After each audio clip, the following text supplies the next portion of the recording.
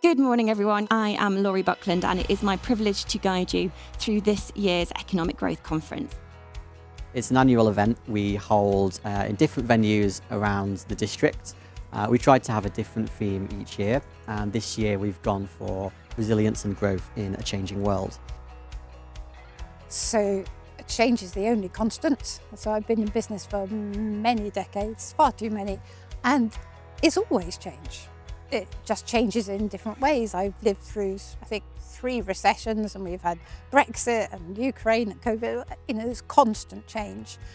And therefore resilience means being able, both as a founder, to have the mental and physical health and agility to be able to cope with all those changes, predict them where you can, so you're not just reacting, but you're being more proactive, and making sure that your business is similarly prepared as far as you can be in advance. So if something major happens in the markets, you've got some processes in place, people know what they should be doing and so on and so forth, because change is constant. So we do have to prepare our businesses.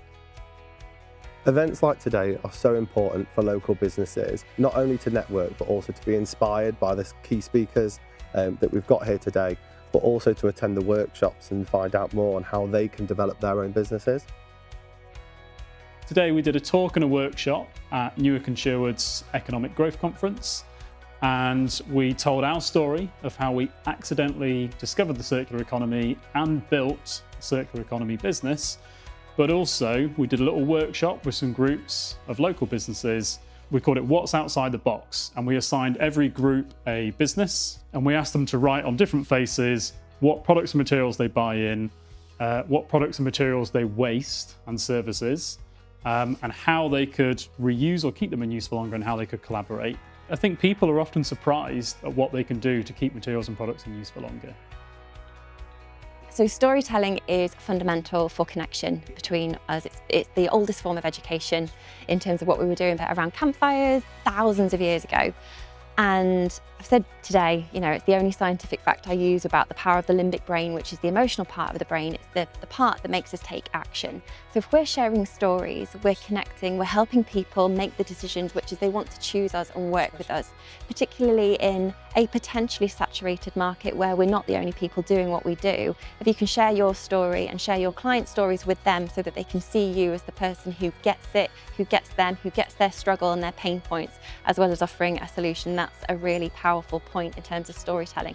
And it's fun, and it feels authentic, and it feels like we have personality. A lot of times, many people start business with this professional mindset, whatever professionalism looks like these days, and it stops them from being truly themselves. And I think that's the best way to connect, is just to be you and be authentic. So resilience and growth in a changing world is such an important topic to just signpost businesses on where the support's available. There's so much support out there for businesses, and we just need to make sure people take advantage and take part in that support.